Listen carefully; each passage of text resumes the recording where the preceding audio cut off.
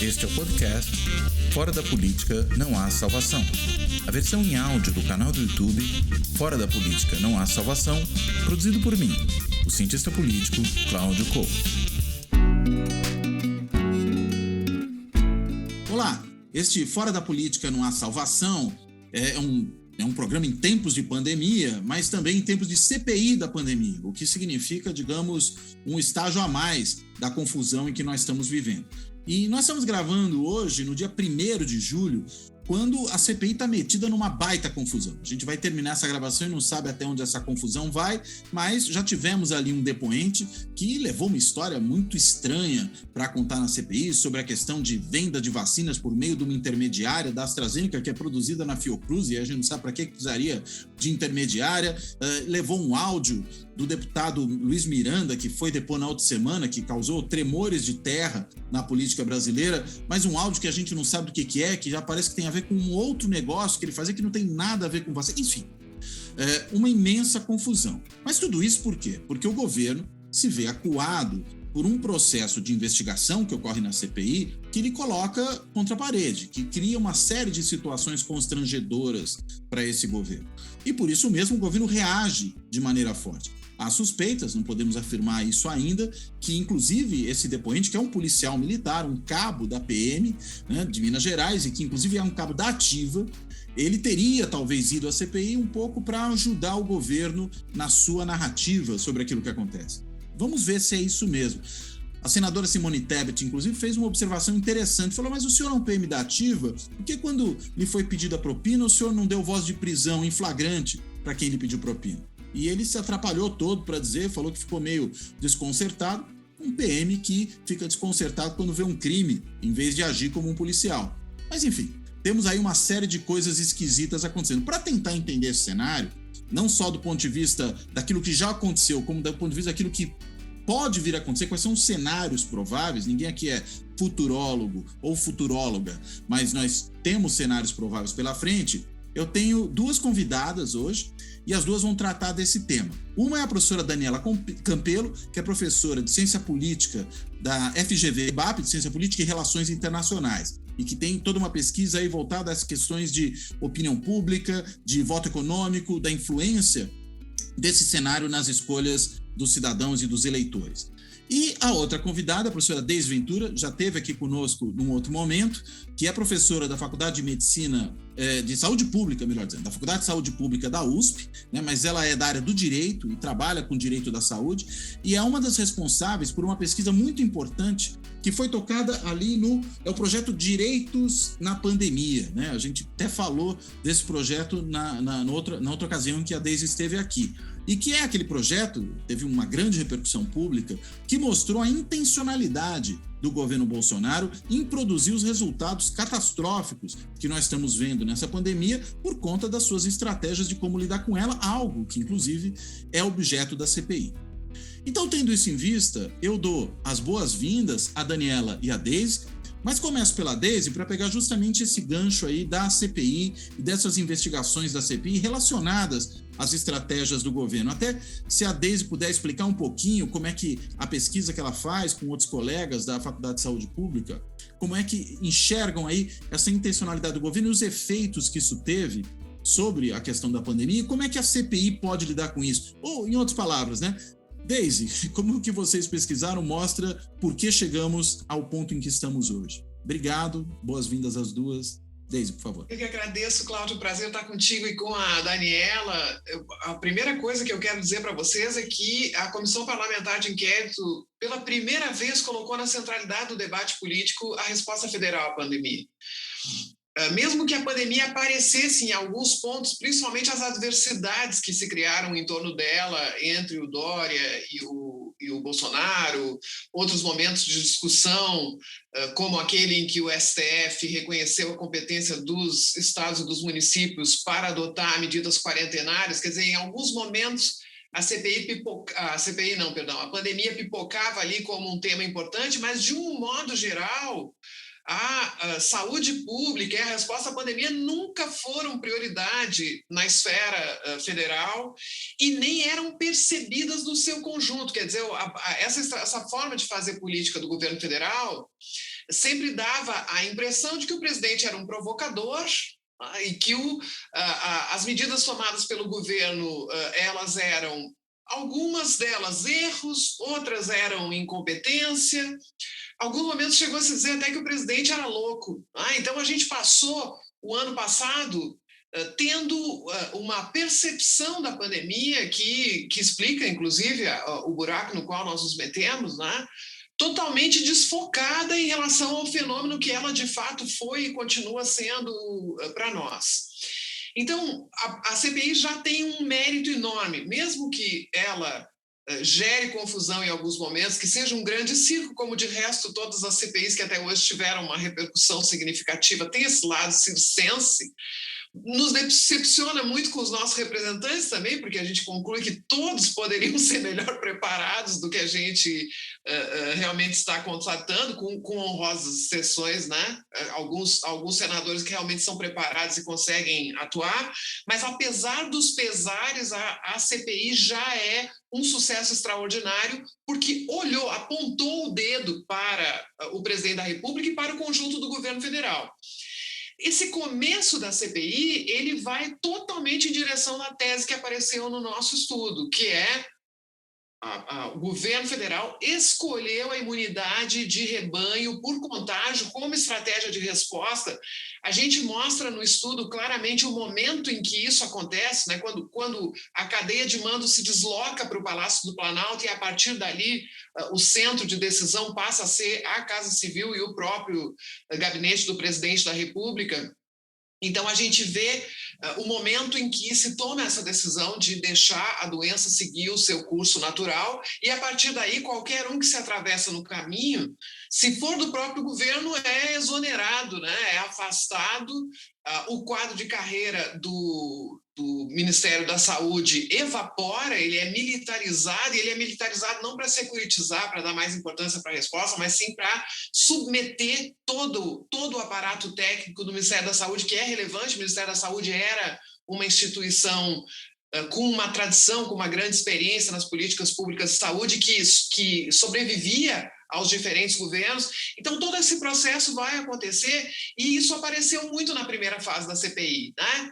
E os senadores vinham mencionando diretamente o nosso estudo, citando diretamente o nosso estudo e afirmando, até na instauração da CPI, o relator, o Renan Calheiros, afirmou isso, a tese da imunidade de rebanho por contágio, falou em crime contra a humanidade, né? Quer dizer, tudo isso estava muito presente no início da CPI. Agora, nas últimas semanas, a CPI vem se direcionando a questão da corrupção.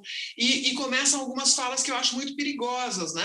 Inclusive de senadores que têm desempenhado um papel fundamental, como é o caso do Randolfo, dizendo no fim era mais do mesmo, era só corrupção. E aí eu acho que tem um perigo muito importante desse rumo que a CPI está tomando, porque esses casos de corrupção não mudam em nada a constatação do que foi a estratégia do governo, que, aliás, ele não nega, né? O que é impressionante, o presidente da República nunca negou essa estratégia, ao contrário, né? Ele volta a repetir: a melhor imunidade é a que vem do vírus, continua... O Osmar Terra até negou, né? Mas ali, por orientação jurídica, como um depoente que não quer se tornar acusado, né? Mas o presidente continua, né? A gente teve o desprazer de transcrever essas lives do presidente, né? Ele diz isso diretamente, ele fala em imunidade de rebanho diretamente, mas o que eu acho que é importante, e termino com isso, é que a CPI mostrou um pouquinho do muito que o nosso estudo mostra em relação à quantidade de atores do governo que estavam implicados nessa estratégia, né? Então, se vê muito o presidente da República, se via muito o Ministério da Saúde. O que a gente mostra? É estratégia de governo, estratégia institucional. A gente vê ali defendendo a imunidade de rebanho, dizendo que a pandemia vai acabar, falando contra a vacina. A gente vê presidente do Banco do Brasil, a gente vê ministro do Turismo, a gente vê secretário de Política Econômica. Secretário de Política Econômica do governo, em novembro, disse que diversas localidades brasileiras já tinham alcançado a imunidade de rebanho por contágio, antes da vacinação começar. Então, não tem nem como dar desculpa, que não, eu estava falando da vacina, a vacinação não tinha começado. A gente vê realmente um processo que é de todo o governo federal, e quem sai da linha sai também do governo, né? E aí é o Dória com o seu protagonismo em relação à campanha da vacinação, que muda a entrada da vacina nessa equação. Tá? A vacina Força se torna incontornável, né? Isso aí a Daniela com certeza sabe melhor do que eu, aí a opinião das pessoas, né? Hoje, qual é a opinião dos brasileiros sobre a vacina. Isso se torna incontornável e aí o governo federal começa a lidar com a vacina.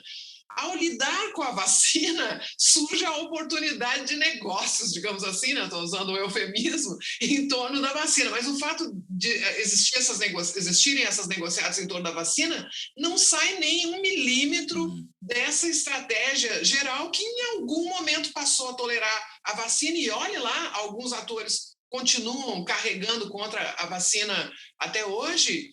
E não tem nenhuma dúvida sobre... Hoje, acredito que não há nenhum ator instruído que duvide do que a gente vinha dizendo desde o ano passado, logo que nós dissemos, olha, isso aí é intencional, as pessoas ficaram chocadas, não pode ser, cadê as provas? Nós apresentamos as provas, as pessoas continuam não querendo ouvir isso, porque é muito duro mesmo ouvir, né? Mas aí termina a CPI, independente do que acontecer com ela agora, ela já reúne provas num volume suficiente. Uma coisa é uma entidade, uma ONG, apresentar uma comunicação ao Tribunal Penal Internacional ou uma queixa-crime. Outra coisa é uma comissão de inquérito do Senado Federal de um país apresentar conclusões, né? Eu acho que para o dia que isso for possível, a representação encontra aí um acervo importante. Tudo bem. Daniela, você acha que essa compreensão, como a Deise aí apontou, a CPI está ajudando a mudar mesmo essa compreensão do brasileiro a respeito do que foi essa pandemia? Não, eu não tenho dúvida. Eu acho que a função é fantástica e foi, acho que até no início da CPI, o que parecia era que seria mais do mesmo, né? Aquilo que a gente já sabia que era, negacionismo ou incapacidade de gestão, e ela vem trazendo elementos novos, não só apenas esse, né? Como a Deise falou da questão da intencionalidade do governo, como agora, mais recentemente, de corrupção. Eu acho que tem um ponto aí que, para mim, parece muito curioso. Quando eu cheguei a escrever alguma coisa no começo da pandemia, um artigo para Piauí, junto com César Tuco, e a gente conjecturava de onde vinha a estratégia do presidente, o que ele queria exatamente. E o que pareceu, a gente começou a olhar o quanto ele seguia muito proximamente o Trump. De fato, uma vez que você olhasse o que o Trump vinha fazendo, sobrava muito pouco que fosse só Bolsonaro. Então, dizer que era uma gripezinha, dizer que as pessoas tinham que ir para a rua, cloroquina, tudo isso vinha muito na sequência do que estava o Trump fazendo nos Estados Unidos. E eu concordo que eu acho que a leitura dele, principalmente Trump, que tinha pouco tempo para a eleição, é preciso botar as pessoas na rua de novo, as pessoas precisam trabalhar e a economia precisa voltar. Então, a gente precisa de um discurso que justifique que as pessoas voltem para a rua. Então, entre outras coisas, existe um remédio, existe um tratamento, isso é uma coisa menor, não vai ter o impacto que a gente está pensando, a economia é importante, vai morrer mais gente de fome, como o Bolsonaro falava. Agora, o que não parecia bater para mim é a questão das vacinas. E isso foi a única coisa que ele fez diferente do Trump. Se você pensasse, esse é simplesmente a estratégia de imunidade de rebanho, com toda a tragédia que ela envolve, faria todo o sentido que o Bolsonaro desse vacina o mais rápido possível, porque a vacina aceleraria o processo da imunidade de rebanho, né? O que explica a reticência e a dificuldade de aceitar o fato de que tinha que vacinar as pessoas. Isso, para mim, é extremamente... como é que eu vou dizer? É muito curioso, porque é a única atitude do Bolsonaro que de fato descola daquilo que o Trump vinha fazendo nos Estados Unidos, e a gente não conseguia explicar até outro dia. Então, não há dúvida que havia essa visão da pandemia, então o exemplo da Suécia, né, que eles sempre dão, de que não era para fechar, que não, e toda a justificativa, mas eu acho que tem um pedaço aí que só ficou explicado agora, quando a gente entendeu que não é que o governo fosse contrário a todas as vacinas, ele era contrário a algumas vacinas. E outras vacinas ele estava acelerando. Então, nesse sentido, não estou diminuindo absolutamente a constatação da imunidade de rebanho, porque eu acho que essa intencionalidade vinha aqui, parecia, era alguma coisa que soava, mas era uma coisa que não se dizia e que agora está muito explícita e é muito importante para inclusive, atribuir culpa a quem quer que seja. Mas a questão das vacinas não fecha com a perspectiva de atacar a estratégia sem imunidade de rebanho. Era preciso que aceitasse as vacinas de imediato, as vacinas da Pfizer que foram oferecidas tão cedo, isso aceleraria o processo de imunidade de rebanho. Eu acho que aí é que entra a história da corrupção, isso só ficou claro à medida em que a gente vê que existia, de fato, uma preferência por certas vacinas e que, obviamente, está associado ao ganho de alguém. Então, nesse sentido, assim, eu me senti... Faltava um pedacinho do quebra-cabeça que eu acho que só ficou explicitado, de fato, com esse processo da Covaxin, e a gente ainda vai ficar sabendo muito mais, com certeza. Aparentemente, não era só Covaxin, né? Tem mais coisa vindo por aí. Embora, às vezes, parece que ele duvida da vacina propriamente dita, né? Ele disse esses dias... Aí eu queria entrar, Cláudio, porque eu acho que tem as duas coisas, né? Quer dizer, a partir do momento em que se torna inevitável a vacina, aí entra o interesse, a disputa, estão os lobbies ali trabalhando, mas eu acho que ele nunca quis a vacina, não. Eu acho que fica... da transcrição do discurso dele combinada com os atos, né? Porque essa é a força do nosso estudo. A gente vai lá ver o que ele diz, o que o pessoal em torno dele diz, a gente vai lá ver as normas adotadas e os atos de governo adotados. Os atos de governo a gente pegou muito da jurisprudência do Tribunal de Contas da União, que aponta uma quantidade enorme de informações, e como o governo é obrigado a responder o TCU, ele se manifesta oficialmente no processo, né? Aí que a gente vê aquelas maravilhas como o Exército justificar a produção de cloroquina, inclusive o risco de superfaturamento por dar esperança aos corações aflitos, né? Sim. Então a gente encontra tesouros aí nos processos do TCU. Mas eu acho que ele não queria vacina, não, e ele não queria vacina por uma série de razões. A primeiríssima delas é que a vacina parte de uma constatação de que o caminho para responder à pandemia não era a exposição, ou seja, reconhece uma gravidade, né? Eu preciso me vacinar, eu preciso me imunizar, eu reconheço que essa é uma doença importante que precisa mobilizar o Sistema Único de Saúde, que tem um excelente programa de imunização, então reconheço a ciência e reconheço o SUS, duas coisas que esse governo não gosta de fazer, então já não gostava dessa ideia, né? Depois... o fato de que ele era aconselhado por essas figuras nefastas, que hoje são chamadas de gabinete paralelo, que eram muito críticas em relação à vacinação.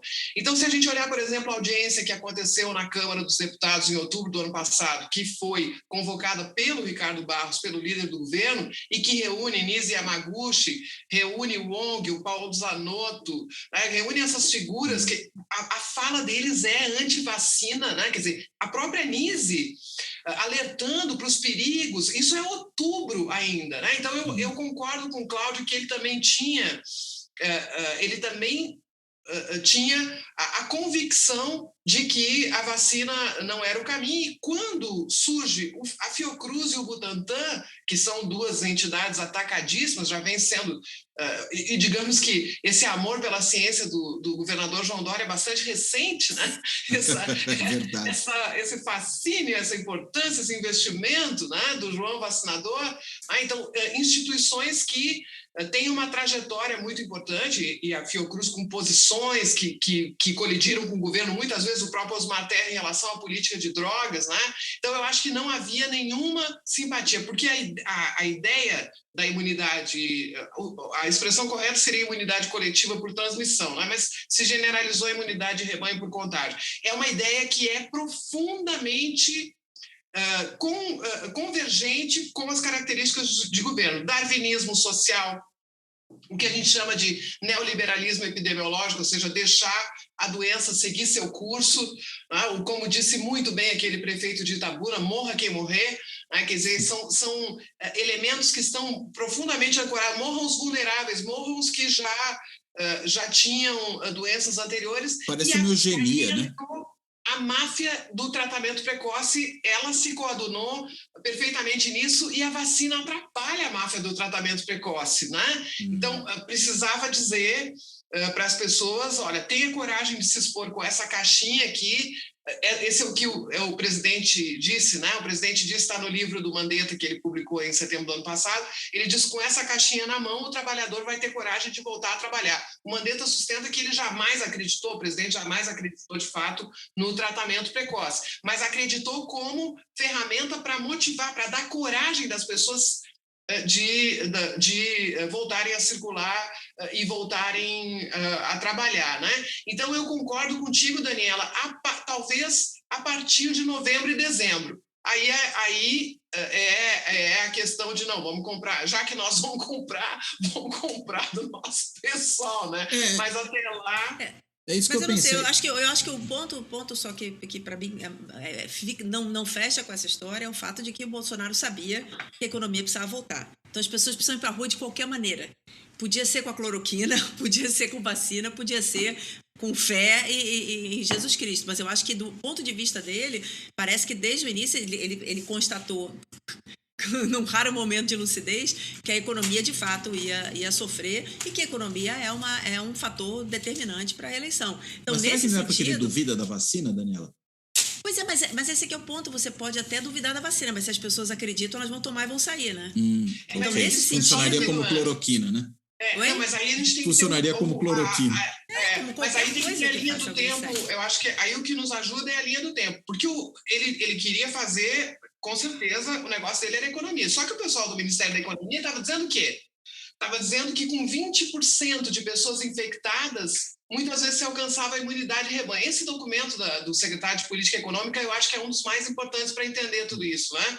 O pessoal do Ministério da Economia estava dizendo, não, isso aí com a transmissão, o pessoal do Ministério da Economia estava dizendo, não vai haver uma nova onda, olha só, né? O cara declara, depois ele se retrata, né?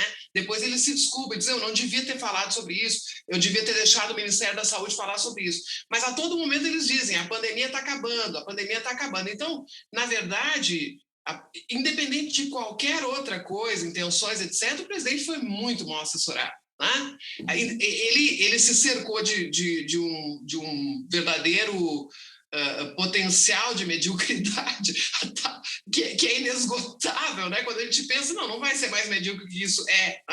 E juntou em torno dele pessoas que dizem o que ele quer ouvir, né? Essa inclusive, é a tese do Mandetta, né? Esse é o problema, ele se cercou de pessoas que diziam o que ele tinha vontade de ouvir. E a ideia da imunidade de rebanho por contágio, ela é muito atrativa do ponto de vista econômico, porque é a mesma ideia de deixa o mercado ser algo do regular, deixa a doença seguir o seu curso.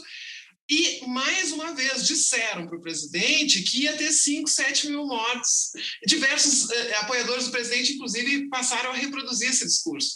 E aí o número de mortes começa a subir, aí atravessa 300 mil, e aí vai chegando a 400, e aí a vacinação se torna algo em conteste, né? Aliás, parece que tem duas coisas da vacinação, né? Uma é essa competição político-eleitoral, ou seja, o meu concorrente tem um produto que as pessoas querem, que é a vacina, e aí o meu concorrente, eu estou pensando, no caso, particularmente o Dória, que ele vê como um concorrente direto na eleição presidencial. Mas tem uma outra coisa, até eu vamos dizer, invertendo um pouco a lógica do que tem sido muitas vezes dito. Não é que, digamos, a gente postergou a compra de vacina para garantir a corrupção na compra de vacina. Mas já que a gente vai ter que comprar vacina, então pelo menos vamos tentar tirar algum nela.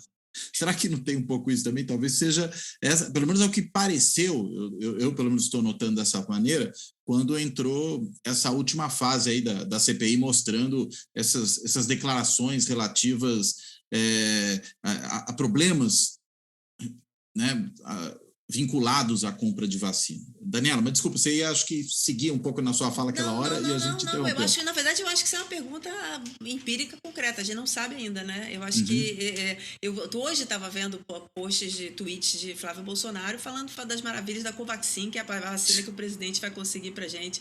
Então, assim, não acho que essas histórias são... que são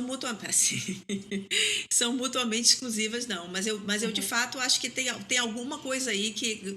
Se você observa a estratégia do Trump, o Bolsonaro segue 5 dias depois. É muito próximo, é muito parecida. A ideia de desqualificar a ciência, como o Trump fez com Fauci, a ideia de colocar a culpa nos governadores que querem que as pessoas vão para a rua, que querem que as pessoas fiquem em casa. Então, tem uma série de coisas que ele seguiu muito próximo, até porque... eu acho que essa foi a trajetória dele o tempo inteiro, desde o começo do governo, às vezes até sem saber porquê, né? Muitas coisas aconteciam nos Estados Unidos que ele vinha e fazia da mesma forma. Até, eu não discuto, a questão do antivacina é um movimento muito forte que está junto com o movimento de educar criança em casa e outras coisas da alt-right americana que a gente vem importando, né, sem saber o que fazer com elas exatamente. Mas, de qualquer maneira, eu olhando de fora e obviamente não não sou pesquisadora disso, me parece que é difícil imaginar que se alguém quer voltar, quer que as pessoas voltem para a rua e existe uma possibilidade que está sendo usada no mundo inteiro, inclusive pelo Trump nos Estados Unidos, que isso aí não fosse interessante de alguma forma, acreditando ou não acreditando, se as pessoas acreditassem. E assim, o mundo inteiro acreditando, haveria de se imaginar que no Brasil isso funcionaria de alguma maneira, mais cedo ou mais tarde isso cairia aqui. Então, mas não acho que são duas questões mutuamente exclusivas, não. Absolutamente. Acho tudo isso ainda vai ser documentado e explicado no futuro e a gente vai ficar bobo com o que aconteceu, é a impressão que eu tenho. Sim, agora, é engraçado. Chegou até esse ponto. Porque a aposta dele era uma aposta, em boa medida, econômica, né? Eu vou conseguir manter a minha popularidade, me reeleger se a economia não diminuir de intensidade, né? Se a gente se a economia diminuir de intensidade, eu tiver em quem colocar a culpa, no caso dos governadores. Né? Também, né? Quer dizer, eles é que mandaram fechar, aquele discurso dele, né? Não fechei um único boteco nesse país, aquela coisa toda que ele fala. Agora, a gente tem aí, no futuro próximo, pelo menos todos os economistas estão apontando isso, uma possível retomada da economia, inclusive do ponto de vista das exportações de commodities, né? A gente tem, não sei se chega a ser um novo boom de commodities, mas tem, de qualquer maneira, um aquecimento do mercado internacional de commodities, que joga recursos na economia brasileira, né? Com o fim da pandemia, em decorrência da vacinação, a gente provavelmente também vai ter uma retomada da atividade interna, e aí uma série de negócios que estão fechando, vão poder continuar e por aí vai. Daniela, você não acha que isso aí pode contrarrestar essa percepção negativa que a CPI da pandemia e a própria pandemia produzem na sociedade? Eu acho que se o Brasil viver o que viveu no último boom de commodities ou algo parecido, eu não tenho a menor dúvida que vai ter um efeito muito grande no ano eleitoral. Eu só não acredito hoje, com os elementos que a gente tem, que isso venha acontecer. Então, eu acho que primeiro já houve uma recuperação de commodities muito forte, né? Mais de 50% de aumento de preço desde o vale, né, de 2020. E não se vê, não só no Brasil, não se vê na América Latina em geral uma retomada como... Isso aí, o último boom de commodities, o que a gente percebe é que todos os países passaram um processo muito parecido. Que foi um ganho de termos de troca, né? Uma valorização da moeda, a entrada de investimentos, crescimento com pouca inflação e todos os benefícios que a gente observou no começo da década passada. E se a gente for observar, não está acontecendo e não é só no Brasil. Né? Então, eu acho que tem algumas questões que vêm acontecendo que não estão traduzindo o cenário internacional positivo em bem-estar das pessoas no país. Eu acho que tem parte que, no caso do Brasil, sem dúvida, porque foi uma moeda que apanhou muito, tem um custo Bolsonaro, custo de política econômica, custo de política monetária, fiscal e todas as incertezas que estão acontecendo hoje. Mas tem a gestão da pandemia. A América Latina hoje o foco, né? Hoje quem não está conseguindo lidar com a pandemia. A África, por razões que eu realmente desconheço, não se espalhou lá como se imaginava, né? E mal ou bem a Europa, menos bem que os Estados Unidos, alguns países melhores que os outros, estão conseguindo antecipar alguma luz no fim do túnel. A América Latina, nesse sentido, está muito atrás. Então, se a gente não tem uma gestão de pandemia que permita que as pessoas vão para a rua e vendam seus serviços e comprem serviços uns dos outros, a gente vê um boom de commodities, uma melhoria no setor de commodities que está muito restrita ao setor exportador. É isso que então, eu perguntar. Exatamente. Não chega no emprego, né? Não está chegando no emprego e, assim, não é que não possa vir a chegar, até porque a moeda agora a gente está ganhou algum fôlego, embora a maior parte dos economistas não tenha uma visão muito favorável de que a gente vai ganhar, esse fôlego vai ser permanente. Mas eu acho assim, tem duas coisas importantes. Uma, ela não está se traduzindo em emprego, e eu acho que muito disso tem a ver com a má gestão de pandemia e a incapacidade das pessoas de voltar à vida de alguma forma, e ela e esse boom de commodities está vindo junto com um aumento de inflação pelo fato de que a nossa moeda não se valorizou. Então, nesse sentido, as pessoas estão sentindo... Eu outro dia comentava, não existe PIB, crescimento do PIB, para as pessoas na sua vida diária. Existe emprego e existe inflação. Então, o emprego não recupera e a inflação está muito alta, com perspectiva de que no ano que vem, com a crise hídrica, a gente vai vir a ter mais inflação, essa inflação vai se projetar na economia como um todo, porque é energia que a gente está falando, e é um freio para crescimento também. É um freio para crescimento do agro, é um freio para crescimento do governo. O fato de você ter limitação de uso de energia. Então, do crescimento da economia. O fato de você ter uma limitação no uso de energia. Então, Eu diria o seguinte, se a gente tivesse um boom de commodities, como aconteceu nos anos iniciais de PT, de Lula, não tenho dúvida que com toda a incompetência deste governo, em gestão de pandemia, em gestão de economia, em qualquer outra gestão que a gente consiga lembrar, Bolsonaro teria um cenário mais favorável para ele no ano que vem, de verdade. E eu vou dizer, eu acho que seria um cenário, caso eu acreditasse que viesse a acontecer, muito preocupante, porque é nesses cenários que governantes autoritários conseguem, de alguma maneira, apoio popular para tomar medidas contrárias à democracia. A gente viu isso na América Latina no boom das commodities da década passada. Então, eu acho que é um cenário de muito risco à democracia. Mas eu hoje não consigo ver esse cenário se configurando com um certo alívio. Porque, digamos, ainda que a economia não bombe, né, a gente tem uma outra frente aí, que é a frente propriamente política e o perigo autoritário mesmo que esse governo representa. É um risco muito grande, grande. Porque, assim, é o que eu sempre digo, ele com 30% de aprovação faz o que faz, imagina se tivesse os 83% com que o Lula saiu do seu primeiro mandato, né? Pois é isso mesmo. Agora, uma das coisas que costuma pesar nessa avaliação que as pessoas fazem é a questão da corrupção, né? E acho que é por isso, inclusive, que quando esse tema apareceu na CPI, primeiro aumentou a atenção pública à própria discussão que estava se fazendo ali, né? Tinha tido uma queda depois daqueles depoimentos iniciais que houve na CPI. A gente teve, digamos, uma final de campeonato na sexta-feira, lá em que os irmãos Miranda foram depor. Aquilo foi realmente e ainda com, digamos, requintes de suspense, né? Porque deixou a grande revelação, embora todo mundo já antevisse o que era, para o finalzinho da sessão, né? E aí foi um grande finale, os senadores governistas simplesmente desapareceram do plenário ali da comissão e chegou aquilo. Agora, a Deise mesmo apontava, né? Não dá para reduzir a isso e nem imaginar que isso seja a grande causa, né? Por isso que eu falei, me parece que ou são coisas que, digamos, se somam, ou são coisas até mais que se multiplicam, né? A corrupção multiplica o problema da gestão temerária da pandemia que a gente viu aí. Agora, Deise, como é que você enxerga, né, dentro dessa possibilidade de enquadramento da responsabilidade do governo pelo que fez, deixou de fazer na pandemia e ainda vindo corrupção, qual é a chance de prosperar, por exemplo, não só uma responsabilização do presidente, e aí creio que internamente a gente tem um obstáculo sério que está localizado na Procuradoria-Geral da República, tem um outro obstáculo na presidência da Câmara, mas você vê chances dessa responsabilização do presidente pelos crimes que cometeu nas mais variadas frentes, inclusive agora também na corrupção, de avançar? Como é que você percebe essa questão? Olha, depende muito do que vai acontecer agora nas manifestações desse final de semana, como é que vai crescendo, como é que vai havendo uma ampliação das pessoas engajadas, né? Porque a gente via a hesitação de determinados setores, mesmo que não fossem bolsonaristas, mas uma hesitação diante do impeachment como um caminho, né? O Centrão até hoje, pelo menos, vem sendo bastante sensível a essa pressão das ruas, né? Me refiro a outros processos, né? Digamos assim, a outros processos em que havia essa possibilidade.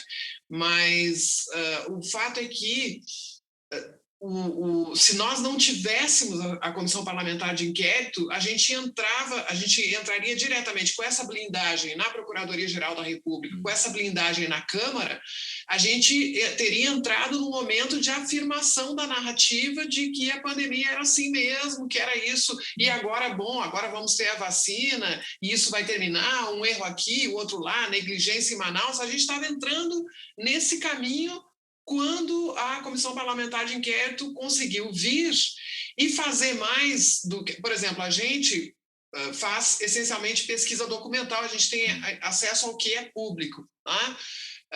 E quando a gente fica sabendo dessas tretas aí da Covaxin, etc., a gente fica pensando o que a gente não estaria sabendo se a Polícia Federal não estivesse em parte blindada, se a PGR não estivesse blindada. Bastou abrir uma pequena brecha e a gente já está sabendo de coisas que a gente jamais teria acesso, né?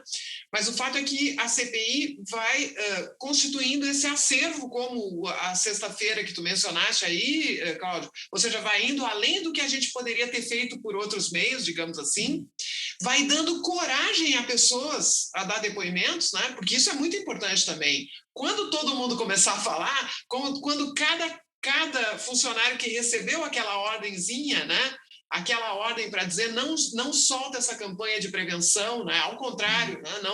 Não deixa esse pesquisador falar nesse evento, persegue essa instituição que está fazendo tal pesquisa e por aí adiante, quando cada um for contando o que aconteceu, porque o governo ele agiu de uma forma muito, muito, muito efetiva para propagar o vírus, inclusive fisicamente, né? O presidente se deslocou geograficamente, ele pessoalmente espalhou o vírus através de aglomerações. Isso envolve a cumplicidade de muita gente. Nesses deslocamentos, pessoas no local organizaram. Então, quando começar todo mundo a falar, e esse efeito, quem sabe, possa acontecer, aí fica muito difícil segurar. Tá? Nós ainda não chegamos nesse ponto. Mas quando chegar no ponto de todo mundo vir dizer, os funcionários públicos que foram obrigados a tomar determinadas providências, principalmente eu me refiro ao Ministério da Saúde, aí a gente tem digamos assim, uma instrução imponente do processo. Né? O momento da responsabilização sempre chega, né? Um dia ele chega, né? com a alternância de poder. O quanto é possível fazer ainda nesse estado de coisas, eu acho que vai depender muito de mobilização e mudança de posição de determinados atores políticos e econômicos importantes. E sobre a economia, eu queria lembrar vocês de uma coisa que o presidente disse no dia 23 de maio do ano passado, 23 de maio de 2020, ele, entre outras pérolas com as quais ele nos brinda cotidianamente, ele diz: uma parte, não diz uma parte do quê, né? Uma parte resolveu, através da economia, retirar o presidente da República da cadeira dele. Mas só o que me tira da cadeira, dois entes. Primeiro Deus e depois o povo. Então, o que, na percepção dele, expressa numa quantidade enorme de discursos, e inclusive continuada, né? Isso não mudou. A ideia dele é que se viu na redução da atividade econômica em razão da pandemia uma possibilidade da economia ir mal, e aí eu concordo contigo totalmente, Daniela, lições de Trump. Se a economia estiver bem, elege Trump, mantém Trump. Isso aqui há uma ideia muito forte dessas extremas direitas de hoje, de que se a economia estiver bem, era o que vocês estavam falando antes, está tudo tranquilo, né? Então, tudo é passável em razão do desapego dessa nossa maneira de viver a economia hoje, do desapego total dos valores. Isso ficou muito evidente na pandemia no Brasil, né? As declarações do mercado, dos representantes do mercado financeiro, absolutamente alheias ao sofrimento, à dor, a 500 mil de mortes. Isso aí não tem importância nenhuma. Isso aí eles entenderam muito bem. Mas o fato é que, do ponto de vista da responsabilização, além da doutrina totalitária que vem lá dos Estados Unidos, desses supremacistas aí, do pessoal do Trump, aqui no Brasil a gente tem outros autoritarismos que vão se acumulando ao longo da nossa história, né? A Lilia Schwartz fala disso muito bem no livro dela, sobre os autoritarismos. Então, a ideia da impunidade, ninguém foi punido pelos crimes que foram praticados durante o regime militar de 64, ninguém foi punido pela escravidão, ninguém reparou, ninguém prestou contas do patrimonialismo, quer dizer, tudo isso vai se acumulando e com isso o dano institucional aqui no Brasil é muito maior, né? Por exemplo, no caso da saúde pública, a gente vai levar décadas para recuperar o horror que está sendo feito agora, né? O que se está fazendo é desacreditar completamente as autoridades sanitárias, é gerar dúvida da população sobre qualquer medicamento, sobre qualquer medida de saúde pública. Tudo, sobre qualquer ato, hoje existe dúvida, existe uma grande confusão, e isso abre a guarda para a ideologização das políticas públicas de saúde, né? Quando eu deixo de ter as evidências científicas como referência e eu desacredito as entidades que eram até então referência dessas evidências científicas, eu abro o flanco aí para todo tipo de charlatanismo e também para mudar completamente as políticas que a gente tinha antes, baseadas em evidência, que não agradam à igreja tal, que não agradam ao governante tal. Então é muito grave. Eu estou te dizendo tudo isso, Cláudio, para dizer que nesse momento é imprevisível o que a gente vai conseguir em termos de responsabilização. A gente tem uma notícia maravilhosa. Mas juridicamente tem condições, né? A gente tem a grande notícia é a continuidade do processo do TPI, né? Quer dizer, o Tribunal Penal Internacional deu continuidade a essa análise preliminar do caso relativo aos indígenas, né? Que é anterior à pandemia, mas se agrava com a pandemia. A gente teve a notícia agora que a Articulação dos Povos Indígenas Brasileiros, a APIB, vai complementar aquela comunicação de 2019 com os dados da pandemia, e aí tem tanta gente duvidava, né? Tanta gente dizia que é impossível, mas está aí, há uma grande perspectiva de continuidade desse processo no Tribunal Penal Internacional. E quando o presidente da Câmara sentir que ele ganha mais abrindo o processo do que não abrindo, né? E quando a gente conseguir resolver o processo da PGR, as evidências estão todas aí, né? São crimes cabalmente comprovados, ao contrário do que disse o Arthur Lira hoje, entre ontem e hoje. Né? Como se não houvesse nada. Eu, na verdade, Cláudio, só para voltar à tua pergunta original da questão da corrupção, eu acho que o ponto interessante de insistir no tema corrupção é exatamente por isso que você falou, Deise, porque eu acho que está todo mundo tão confuso sobre o que é eficiência, ou o que o governo não fez porque é incapaz, ou o que o governo não fez porque acreditava, ou o que é certo ou o que é errado, que instituição que pode dizer isso pra gente.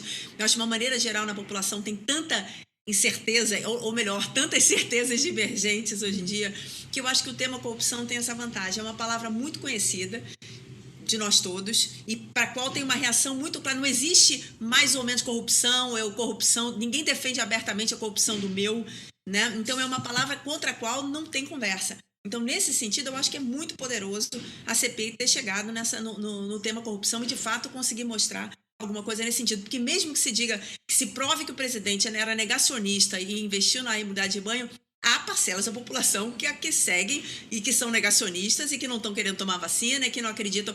Então, há sempre um discurso que vem junto de dizer, veja, isso é a maneira como ele vê o mundo. A gente não pode produzir culpa em cima de uma visão do mundo. Ele foi eleito, ele acredita nisso. No caso da corrupção, eu acho que já não tem esse subterfúgio. Então, nesse sentido, eu acho muito importante. Uma outra coisa interessante é que a gente sabe de literatura de ciência política que caso de corrupção em época de crise econômica tem outra relevância, né? Se tivesse tudo indo muito bem, todo mundo muito feliz, satisfeito, empregado, com baixa inflação, a corrupção talvez não fosse o tema central. Mas eu acho que em momento de crise, se a gente consegue juntar uma crise econômica com as pessoas que morreram, o excesso de mortos que podiam ter sido evitados e tudo isso ligado a benefício pessoal para o presidente, eu acho isso muito poderoso. Eu acho que isso tem um espaço para crescer. A minha preocupação é timing. Eu acho que esse momento vai chegar. A minha dúvida é se ele vai chegar a tempo de valer a pena para o cálculo dos atores todos um processo de impeachment. A cada dia que passa, eu penso 1 ano e meio mais dessa gestão, o que isso vai significar? Onde é que a gente vai chegar daqui a 1 ano e meio? O que vai restar né, disso aqui? Então, nesse sentido, tem uma urgência. Inclusive em relação à pandemia, né? Porque nós temos a questão das variantes, né? Quando nós tivermos variantes que não, até agora as vacinas têm enfrentado bem as variantes que a gente chama de variantes de preocupação, né? As 4 principais, mas pode vir uma que não seja coberta, ou continuar essa lentidão no processo de imunização, alguma interrupção, ou em todo caso a não aceleração, e nós podemos ficar presos nessa pandemia. A gente tem uma avaliação clara de que nos lugares de baixa cobertura vacinal ela vai se tornar endêmica, né? Então, nós não saímos da zona de turbulência ainda, né? A gente naturalizou, por ser uma sociedade que tem uma inanição ética profunda, nós naturalizamos esse número elevadíssimo de mortes, né? E eu concordo contigo, eu acho que são características mesmo, principalmente das nossas elites, fica revoltada com a corrupção, mas não fica revoltado com 500 mil de mortos. Por quê? Porque o darwinismo social tem um papel muito importante aí dentro, sem sombra de dúvida, né? Quer dizer, uma parte da população morrer, que diferença faz? Morre um trabalhador, tem 2 na fila do desemprego ali, né? Então, qual é o problema dessa gente morrer? Em função, inclusive, de uma repercussão desproporcional da pandemia sobre as populações mais vulneráveis.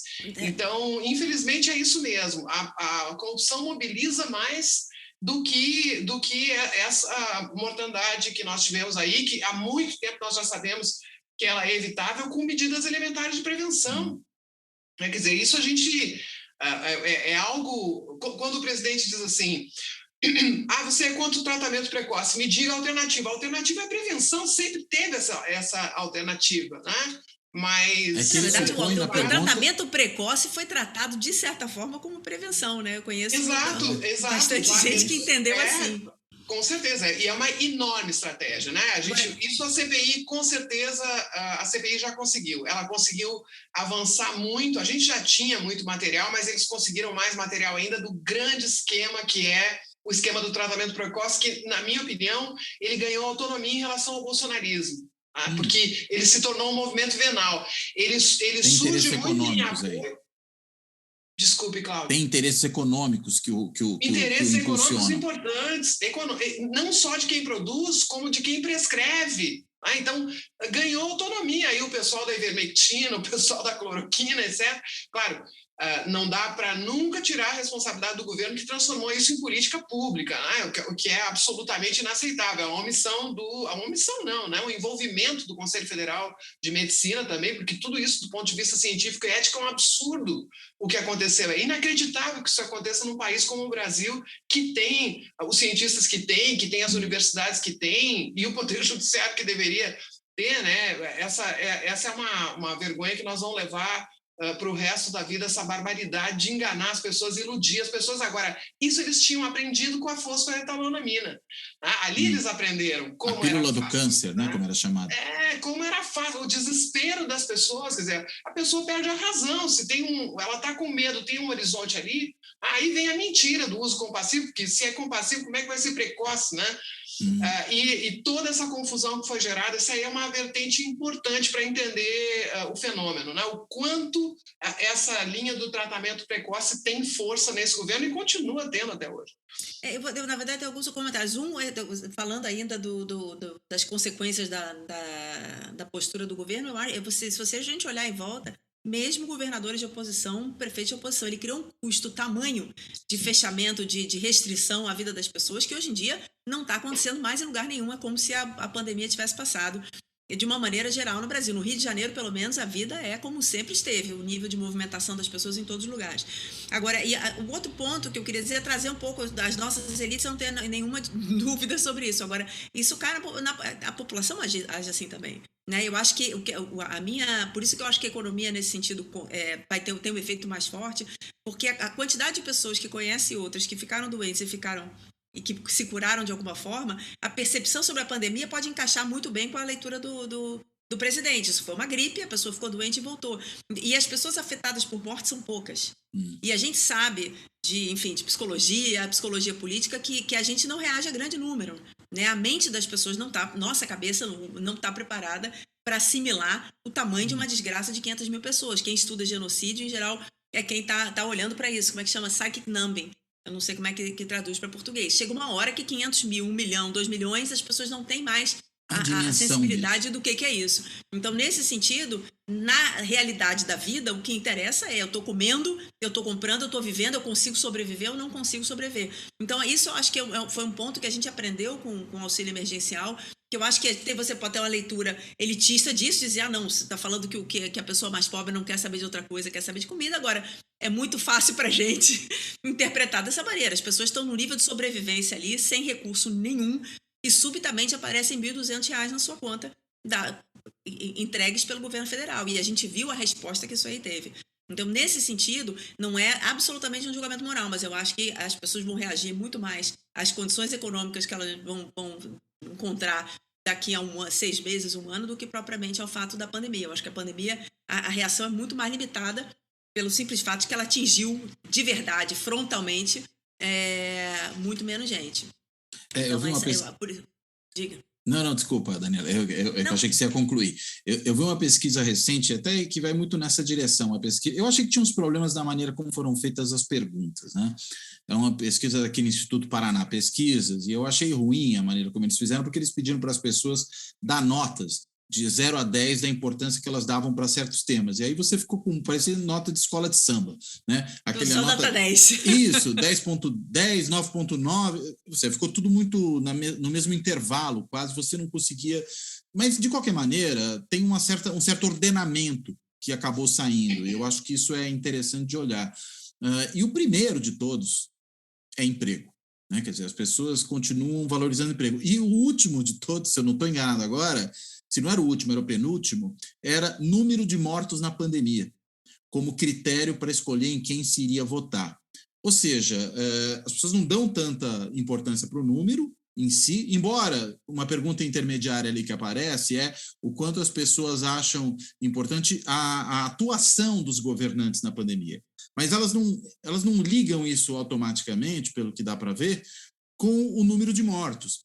Ou seja, porque ia morrer gente de qualquer jeito. Então, por mais que o governo tenha feito... Pessoas que acho que...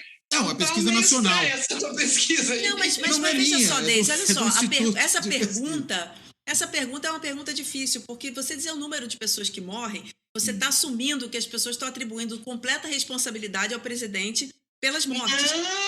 Não, veja. Não. Estou dizendo assim, uma pergunta... Tem uma resposta à pandemia no Brasil. O Brasil é um país que tem condições de ter uma resposta à pandemia. Até hoje não tem uma coordenação da resposta nacional, até hoje não tem um comitê científico. Então, não necessariamente a clivagem de ser oposição ou situação do governo, o que a gente viu é que o país, quem manda nesse país, na economia, na política, deixou acontecer, sabendo o que está acontecendo. Aí eu não sei, a questão da opinião das pessoas varia muito a partir da renda e tal.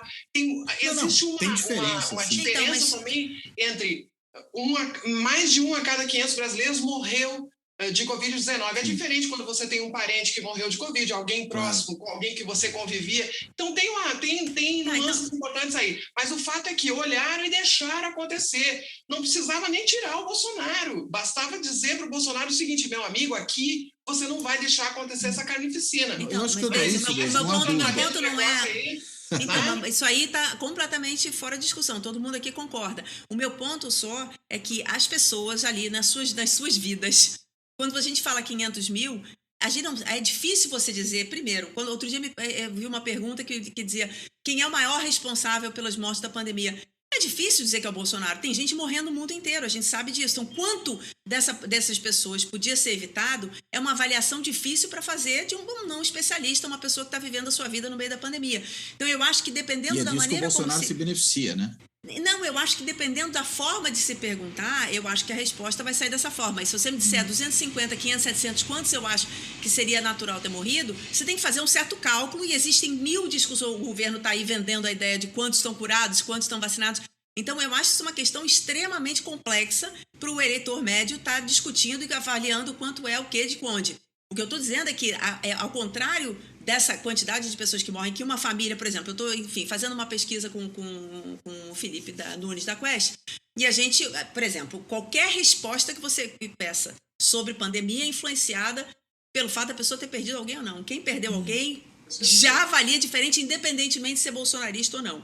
Claro. Uma das coisas que a gente acha é que quem votou no Bolsonaro na última eleição, a gente dá umas faixas de quantas pessoas morreram na pandemia, por isso que a gente fez essa última nos 500 mil, é uma coisa mórbida, mas é real, porque a gente queria um número muito forte, né? 500 mil de pessoas, e o que a gente vê é que quem é bolsonarista acha que morreu menos gente, acredita que morreu menos gente sistematicamente. Superdimensionados. Exatamente, foram duas rodadas de pesquisa, a gente está fazendo a terceira com os 500 mil, porque é um número tão gritante, tão falado, que a gente acha que se finalmente houve uma convergência entre bolsonaristas e não bolsonaristas, deveria ser um número grande, redondo, significativo desse. Porque nas últimas duas, você pergunta quem votou no Bolsonaro acha que morreu menos gente. Aí a gente pergunta, você acha que essa quantidade de gente que morreu é muito pouco, muito pouco? Quem votou no Bolsonaro, mesmo que acredite, que acerte a faixa de quantas pessoas morreram, acha que foi menos do que quem não votou no Bolsonaro. A leitura subjetiva disso é mesmo. Ela acha por quê? Porque o presidente, entre outras coisas, ele pegou um estudo falso, um relatório falso do TCU, que dizia que tinha havido muito menos mortes. Sistematicamente. Então, mas deixa eu só concluir. Não é ocasional. A grande diferença que a gente observa, a gente tem uma diferença grande entre quem votou e quem não votou no Bolsonaro, mas a grande diferença é quem votou no Bolsonaro e se informa majoritariamente por rede social, ou quem votou no Bolsonaro se informa pela mídia normal. Quem se informa pela mídia normal não se diferencia, mas não se diferencia tanto do eleitor não bolsonarista. O bolsonarista que se informa basicamente por rede social, este está em outro planeta. Acredita que morreu menos gente, acha que essa gente foi pouca e acha que o presidente não tem nada a ver com isso, não podia ter evitado. Então, nesse sentido, por isso que eu estou dizendo, eu acho que para o eleitor médio, você faz uma pergunta dessa, 500 mil, nem eu que passo o dia olhando para essas coisas, não saberia dizer. Acho que uma pergunta talvez pudesse ser formulada de uma outra maneira. Não tenho dúvida que as pessoas estão sentindo a dor da pandemia, mas se a gente olha a curva de resultados econômicos e mortes, as mortes estavam acontecendo, crescendo na primeira onda, crescendo, e a popularidade do Bolsonaro só crescia, porque a vida das pessoas... Eu vi o número que acho que foi o IBRE da FGV lá que divulgou, era menor nível de pobreza no país em 40 anos, foi atingido com o auxílio emergencial na pandemia. Isso teve enorme. Um impacto que mudou o país nesse nível de julgamento. miséria que a gente vive, essa quantidade de dinheiro escoada para pessoas que, inclusive, às vezes nem estavam sentindo a pandemia ainda, porque foi distribuído para o país inteiro e as ondas começaram, né, dos grandes centros, depois é que foram irradiando para o interior, da maneira como foi feita, só poderia ter sido essa reação. Então, não tenho a menor dúvida de que o auxílio emergencial foi importante, mas ele foi interrompido no momento que ele era mais necessário, sim. E ele veio com um valor muito menor. Então, eu não sei, eu acho que é bem mais complicado do que essa escolha para o eleitor médio. Não é uma escolha, o que vai influenciar o voto. Essa ponderação, o que pesa mais, mas quando eu falei antes sobre a falta de ética e a inanição, principalmente dos atores econômicos, eu não estou falando daquela pessoa que se informa pelo WhatsApp, eu estou falando do cara que sabe perfeitamente o que está acontecendo e ainda assim deixa acontecer. E isso no Brasil é imperdoável, não é o eleitor médio. É quem manda e quem deixou acontecer, né? E é por isso que todo mundo tem que ser responsabilizado, né? Não só os autores, mas também os cúmplices, né? Porque é um negócio realmente... Não, do ponto de vista da saúde pública, me choca. A devastação é um negócio assim tão extraordinário, porque a gente tinha todos os meios de ter uma resposta eficiente, né? Estávamos colocados como um dos melhores do mundo para ter essa resposta em razão das características do SUS e da preparação que a gente teve em epidemias anteriores. Então, realmente é algo descomunal o que nos aconteceu aqui, descomunal. Com certeza, a percepção que vai restar de tudo isso é uma percepção que está em disputa nesse momento, tá? Na qual a Comissão Parlamentar de Inquérito tem um papel importante, mas não é a única. Com certeza entra aí quem serão os adversários do presidente no ano que vem, as questões econômicas, tudo entra aí. É um caldo muito complicado. Um Brasil difícil de ler esse de hoje, eu acho. Na verdade, para mim, hoje em dia, uma das coisas mais surpreendentes, até porque eu me especializei, estudei mercado financeiro e atores econômicos em relação à política na minha tese de doutorado, mas é realmente um otimismo que vigora no mercado, entre agentes de mercado. Eu fico a cada dia mais surpresa com o descolamento da realidade que persiste.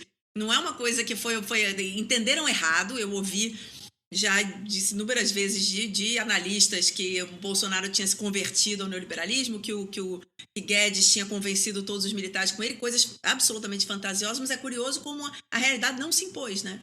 Se a gente observa os relatórios, eu sou cliente de alguns deles, recebo e falo, meu Deus, onde é que essas pessoas, que país é esse do qual eles estão falando? Mas porque efetivamente não se importam com a vida das pessoas. Realmente a vida não vale nada. Para esse pessoal, a vida não vale nada. Ainda mais a vida de quem morre em massa, né? Mas não é só a vida, né? A perspectiva de futuro do país.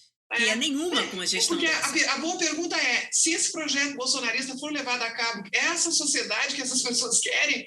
Quer dizer, imagina que tudo dê certo para esse governo federal que está aí. Quer dizer, é sobre essas ruínas aí que esse pessoal quer ganhar dinheiro, né? É uma coisa inimaginável. É que acho que tem duas ordens de problema, né? Uma, vamos dizer, moral, né, de valores, ou seja, há um descolamento realmente entre o que se valoriza ou não, e até eu tenho usado frequentemente essa imagem, parece que o pessoal se incomoda mais com o furto do que com o homicídio, né? E aí, consequentemente, não dá valor.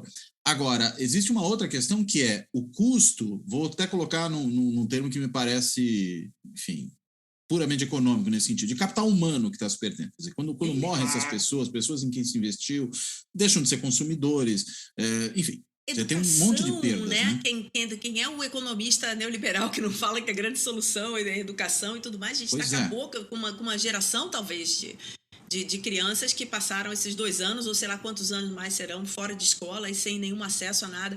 Então, assim, nesse sentido, eu concordo com você, até a questão do nosso choque moral do que vale, que me choca menos, talvez pelo fato de eu já ter estudado esses grupos antes, mas me choca a leitura errada da realidade, no sentido de que a gente está diminuindo as perspectivas do país por um longo prazo, não é nem por 1 nem 2 anos.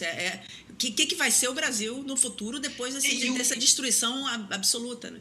E como a gente sai muito mais burro do que a gente já era antes da pandemia, né? Por exemplo, esse tema, que é um tema de destaque na agenda política, das poucas coisas que a pandemia realmente ocupou o primeiro plano no ano passado, o debate sobre as medidas quarentenárias, né? A falsa referência a lockdown, porque a gente nunca fez lockdown aqui no Brasil, nem Araraquara fez lockdown, né? Mas fez suspensão de atividades não essenciais, que é o conceito de medida quarentenária.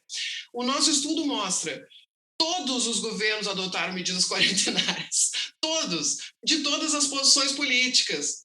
Então, dizer quem está a favor do presidente não adota a medida quarentenária, quem está contra o presidente adota a medida quarentenária, isso é uma mentira, é uma das grandes mentiras do ano passado. Todo mundo adotou a medida quarentenária, não na medida suficiente, a partir de critérios com os quais eu não concordo na maioria dos casos, porque a adoção de medidas quarentenárias foi essencialmente vinculada à lotação dos leitos de terapia intensiva. Não é assim, a gente faz medida quarentenária para conter a propagação da doença, não para evitar o colapso da UTI. É a coisa mais burra que existe em termos de gasto público. Não pode haver burrice maior de risco para os profissionais de saúde, de sofrimento e morte desnecessária. Quer dizer, é o fim da picada. E nisso os governadores e prefeitos estavam juntos. Né? Por quê? Justamente a falta de força política para adotar a medida quarentenária antes, para evitar a propagação do vírus. Então, adota tarde, adota limitado, cede a pressões. Né?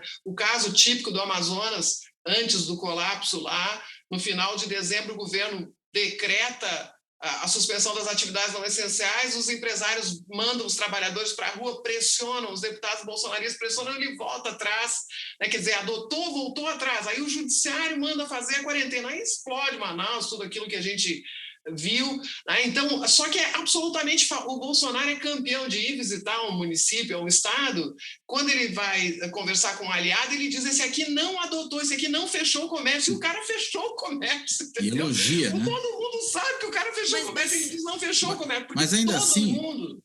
eu acho que Deixa eu só fazer um comentário sobre esse o empresário. Eu brinco sempre que quando vem essas pesquisas de popularidade, volta e meia aparece assim, quais são os grupos que ainda apoiam o Bolsonaro, e tem os empresários, né? E eu sempre brinco, pesquisa nacional representativa, o empresário não é, né, o Setúbal ou os grandes empresários. É o empresário aquele que tem uma pequena loja, dono da mercearia, uma coisa assim.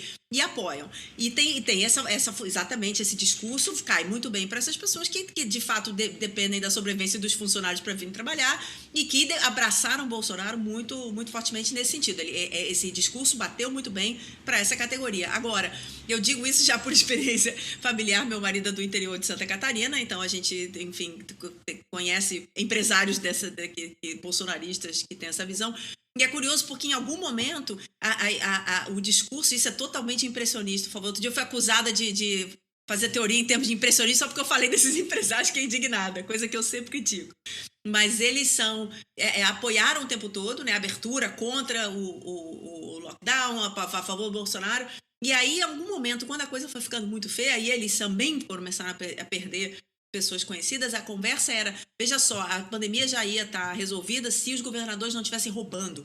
Aquela história do Bolsonaro de que tem roubo dos governadores, aquilo ali calou na alma e aquilo passou a ser... Ninguém mais estava defendendo a questão da agenda do como lidar com a pandemia. A conversa era: não se resolve a pandemia porque os governadores estão roubando. Nesse sentido, de novo, a CPI pegar o tema corrupção e mostrar que o governo roubou e por isso pessoas poderiam estar vivas e não estão, eu acho isso muito poderoso. E isso eu acho que cala na alma para essa categoria que ainda estava ali firme ligado ao Bolsonaro. Não tem mais desculpa, mas eles acham, viu, Daniela? Eles acham uma desculpa. Mas vai diminuindo. Eu acho que a gente vê que Não, está diminuindo, né? Porque está caindo a popularidade, mas eu concordo contigo. Eu acho que houve quando via a UTI lotada, quando via a falta de oxigênio ou a falta de leito, o pessoal morrendo na fila, dava uma sacudida, né? Mas é inacreditável que a gente tenha que ter chegado a esse ponto para algumas pessoas admitirem. O fato é que o mais bolsonarista dos bolsonaristas teve que suspender atividades não essenciais também. Depois eles negam, né? Santa Catarina mesmo,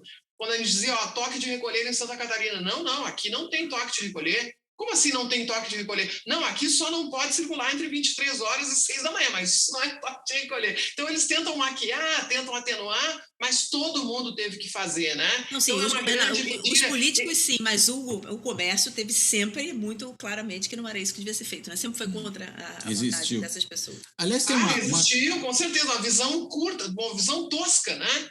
Absolutamente tosca, porque tinha que, ao contrário, tinha que fazer bem feito por pouco tempo. Os países que conseguiram conter o vírus dão esse exemplo para a gente, né? Tinha que ter testagem também, que é outro pecado capital do Brasil, mas era fazer intenso por curto tempo, fazer bem feito, e eles iam reabrir os comércios deles à vontade, né? Muito antes. Aliás, esse dado que a Daniela levantou há pouco, né, de que quem tem um parente, um conhecido que morreu, tende a fazer uma leitura distinta do problema. Se a gente combinar isso com aquilo que algumas pesquisas têm notado, né, não há uma só, mas há algumas, que há uma fortíssima correlação positiva entre voto no Bolsonaro e morte por Covid, né, eu fico imaginando, nas regiões do país onde você teve mais voto bolsonarista, se a gente também tem mais morte, digamos, os mais propensos a serem tocados pela percepção do que foi a gestão da pandemia, já que morreu um parente próximo, são justamente aqueles que estão onde se vota mais no Bolsonaro, onde há mais bolsonaristas, né? O que pode, de alguma forma, fragilizar esse governo e a sua popularidade de maneira muito localizada desse ponto de vista, né? Afetar exatamente naqueles lugares. Tomara, Cláudio, porque para a saúde pública a comunicação é absolutamente essencial. Quer dizer, a gente é o princípio da resposta a um surto epidêmico, é a comunicação de qualidade, porque a gente depende do comportamento das pessoas, né? Aí que está. A gente depende da adesão das pessoas a determinadas recomendações para conter a propagação das doenças. Então, quando a gente tem um pessoal absolutamente suscetível à propaganda negacionista, que não faz prevenção, né?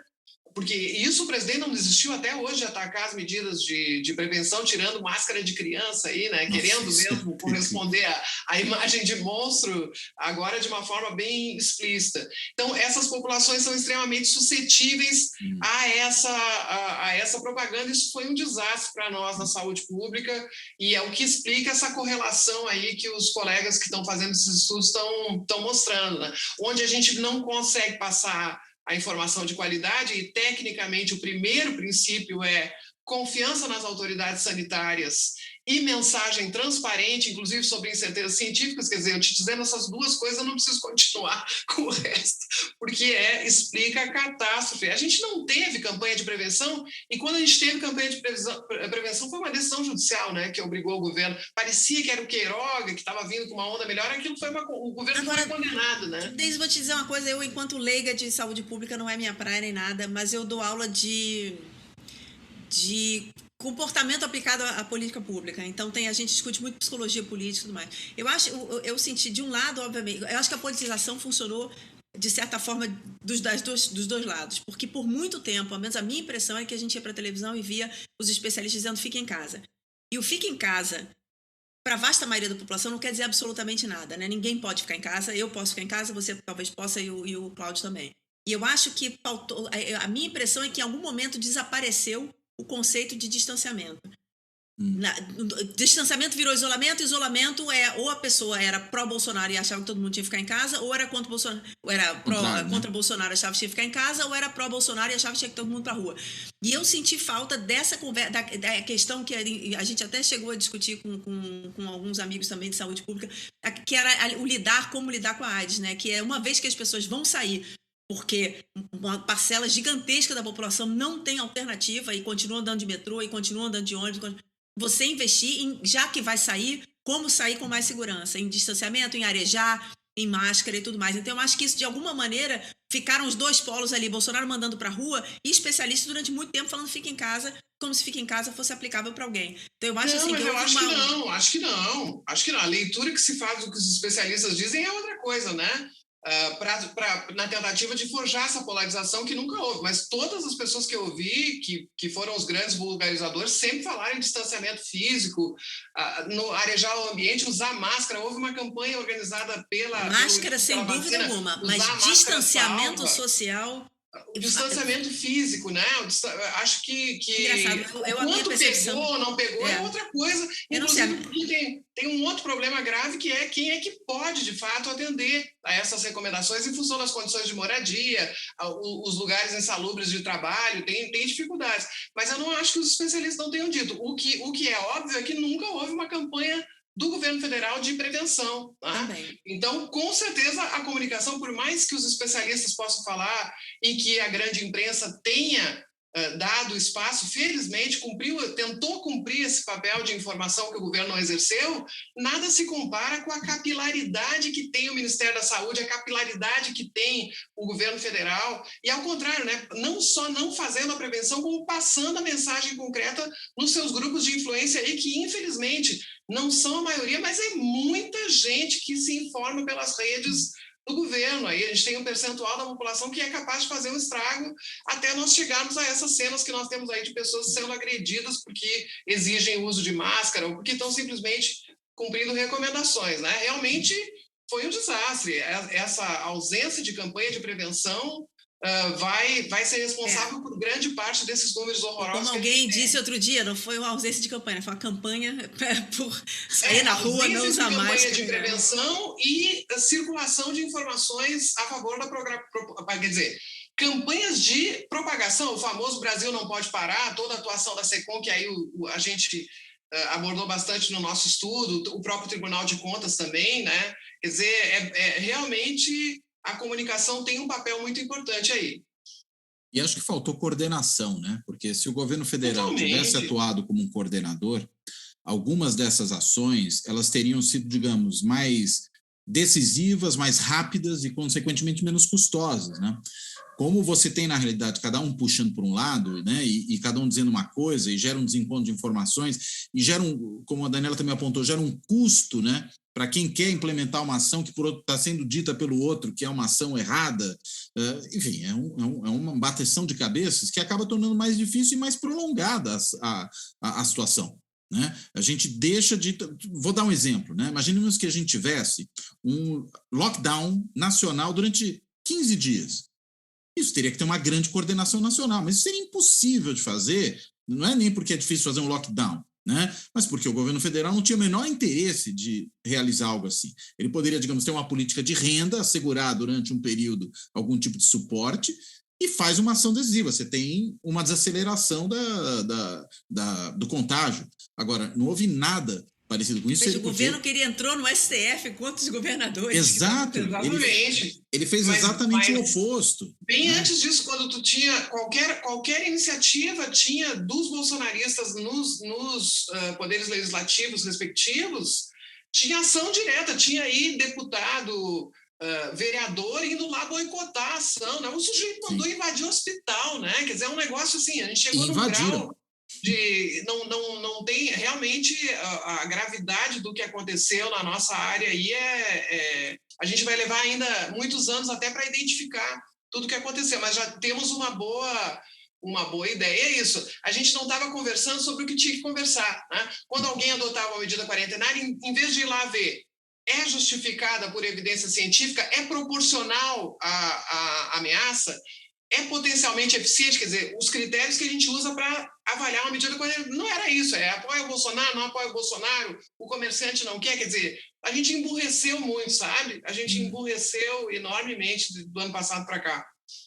Muito bem. Agora eu vou dizer, essa pressão de empresário e do dia a dia não é privilégio nosso, né? Realmente aconteceu na região toda, em todo lugar, nem o Uruguai, que tinha respondido muito bem, conseguiu dar uma endurecida nas regras, uma vez que começou a aumentar. Pois é, Daniela, mas quando isso acontece num contexto que tu tem uma estratégia nacional de contenção e acontecem erros, tropeços, obstáculos, esse é um efeito.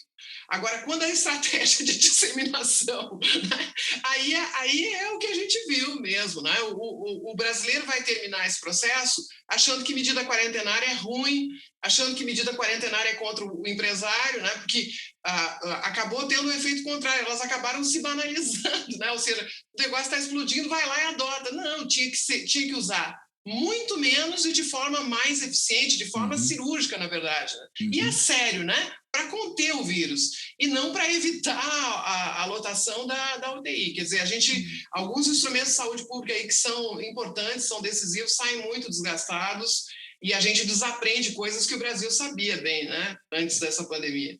A gente está num governo de destruição nacional, né? Na verdade, um governo que está desestruturando políticas públicas, desestruturando instituições, desestruturando relações políticas e sociais importantes. Eu acho que o próximo governo, por isso mesmo, vai ter que, enfim, reconstruir boa parte dessas coisas, né? Seja lá qual for. Bem, mas quer falar mais uma coisa, Daniela? Fala lá. Só quero dizer que eu torço sinceramente para esse boom de commodities pegar depois que entrar o próximo governo. Bom. Porque aí pelo menos a gente tem um espaço para conseguir pensar em como fazer, né? Desde que não seja esse mesmo governo. Não será. Deixa eu bater na madeira aqui, Cláudio. Não, eu sinceramente acho que não será. E não é só porque eu acho ele muito ruim, não. Eu acho que existe uma... Acho que não serão na região toda, porque as pessoas estão sofrendo e atribuem responsabilidade. Agora, eu realmente espero que a gente tenha um governo que, de fato, tenha alguma... Se a gente emendar uma crise econômica aí no próximo governo, vai ser muito difícil. Toda essa infraestrutura, para parar para pensar, a gente precisa ter receita, ter estrutura, ter dinheiro para gastar. Se não tiver, eu acho que vai ser muito mais complicado. Então, realmente, assim, acho que seria alguma coisa muito positiva se a gente tivesse uma folga aí no próximo para poder começar a reconstrução, né? Muito bem. Pessoal, acho que a gente já esticou até bastante, a conversa foi muito bom, mas temos que caminhar para o encerramento. Então, para fazer isso, eu passo a palavra para vocês duas, para vocês darem aí o fecho, a amarração final. Vou manter a ordem, né? Então, começo com a Deise. Deise, por favor. Não, também na expectativa de como vai ser essa prorrogação da Comissão Parlamentar de Inquérito, né, com essa grande função de manter vivo o assunto, porque eu acho que a gente não estaria com os sinais positivos, falsos ou verdadeiros da economia, aí a gente já teria trocado de pauta, né? Infelizmente, se não fosse a CPI, eu acho que a gente já estaria falando de outra coisa. Então, ruim com ela, pior sem ela, vamos acompanhar atentamente para ver o que vai acontecer ali naquela grande confusão. Muito bem, obrigado, Deise. Daniela, por favor. Pois é, e eu estou acompanhando atentamente o que está acontecendo no cenário internacional, que eu acho que vai ter um efeito muito importante no governo no ano que vem. Eu, de fato, não estou extremamente otimista, não sou do grupo que acha que o Brasil vai surfar uma onda fantástica no próximo ano, acho que não vai. E acho que precisaria ser uma onda muito fantástica para... digamos, ter algum efeito nesse governo de desastre que eu acho que já está se configurando. Do ponto de vista econômico, as pessoas sentem e vão sentir muito mais, e do ponto de vista político, eu acho que a CPI está tendo essa função de realmente tornar isso um assunto de dia a dia, o que foi feito, o que não foi feito, com que intenção foi feito, e agora com evidência de corrupção, que eu acho que de fato chegar aí, eu acho que pode ser fatal. Então, nesse sentido, eu acho que se Bolsonaro chegar no ano que vem, que eu acho que tem um cenário em que ele não chega, mas se chegar no ano que vem, eu acho que vai chegar extremamente enfraquecido, não suficiente, do meu ponto de vista, para que uma terceira via surja. Eu acho que se ele estiver aí na competição, ele vai passar para um segundo turno, eventualmente, porque é muito difícil num presidencialismo como o nosso, com os recursos que tem, não passar, mas acho que vai ter muito enfraquecido. Então, eu realmente acredito que vai ser muito difícil que ele consiga se manter, o que me dá um sopro de esperança no meio desse caos, porque, de fato, assim, um segundo governo dele... Para quem temia a Venezuela com o PT, aguardem, porque o segundo governo dele seria um governo de recrudescimento, de fechamento, inclusive, de fechamento ou de vez. Então, assim, se quiserem saber o que seria o segundo governo Bolsonaro, a gente começa a olhar Venezuela a partir de 2006. Exatamente. Então, eu faço votos que não seja nosso cenário. Muito bem. Bem, então, agradeço as duas, agradeço a Deise, agradeço muitíssimo a Daniela, foi uma conversa muito interessante, acalorada às vezes em alguns momentos, achei bom, é bom quando dá debate assim, e com isso eu fecho aqui. né, fecho me despedindo de vocês duas e me despedindo também, claro, como eu sempre faço, e também agradecendo a todas as pessoas que nos assistem no canal do YouTube, nos acompanham no podcast. Me despeço. Até a próxima. Obrigada, Cláudio. Foi ótimo. Prazer. Valeu. Tchau, Daisy. Muito bom.